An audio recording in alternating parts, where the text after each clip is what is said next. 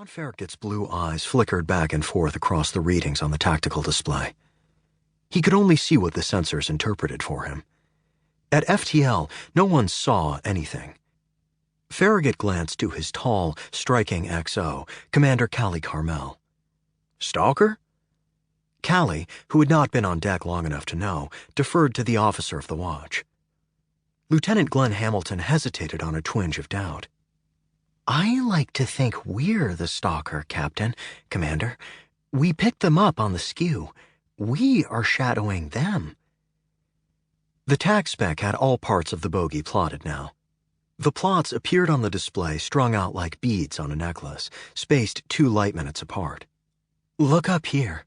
Callie's long forefinger landed on a plot far ahead of the rest. "That would be the point man," said the tac spec. John Farragut nodded.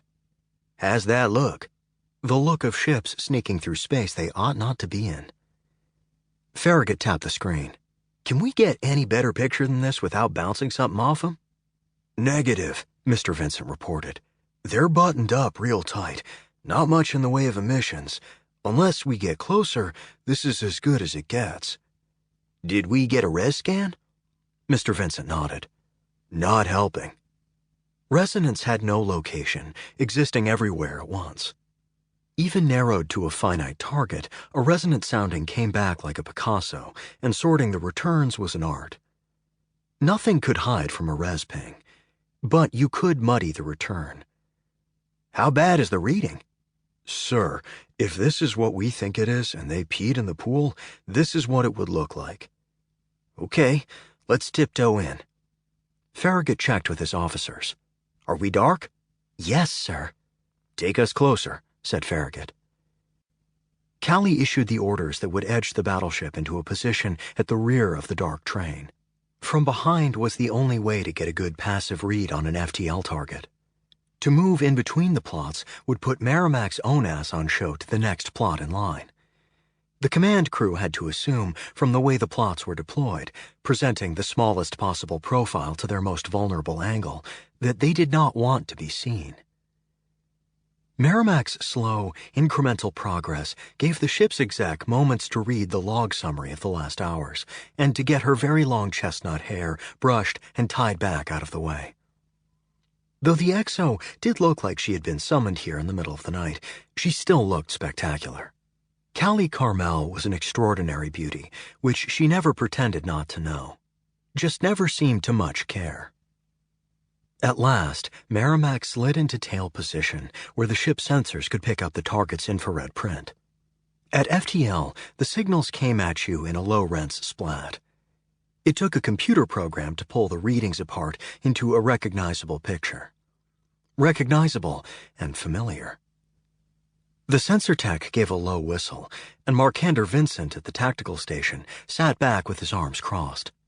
"Well, glory be and surprise, surprise, we got ourselves a Roman convoy." "I'll be damned," Captain Farragut murmured. Exactly what they were looking for. Earth still used the old geocentric mapping system, by which space was defined in relation to Earth, in named wedges fanning out along boundaries of constellations as seen in the Earth sky. Palatine maintained the same convention, despite the Roman world's off-center location in the constellation of the Southern Crown, because the Roman Empire still recognized Earth as their true homeworld. Terra, the Romans called it. A homeworld to be reclaimed. Both Earth and Palatine used the same names for the galactic spiral arms, Perseus for the outer arm, Sagittarius for the inner one, with the Orion star bridge connecting the two. Earth's solar system was located near the inner edge of the Orion star bridge. And though traveling the star bridge would eventually take you to the Sagittarian arm, it did so on a wide, sweeping diagonal in relation to the galactic center.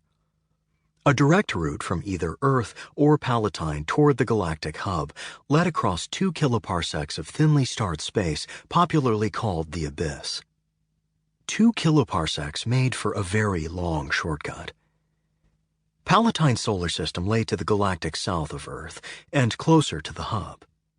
The Romans claimed everything beyond Palatine, including the galactic center, as the property of the Roman Empire.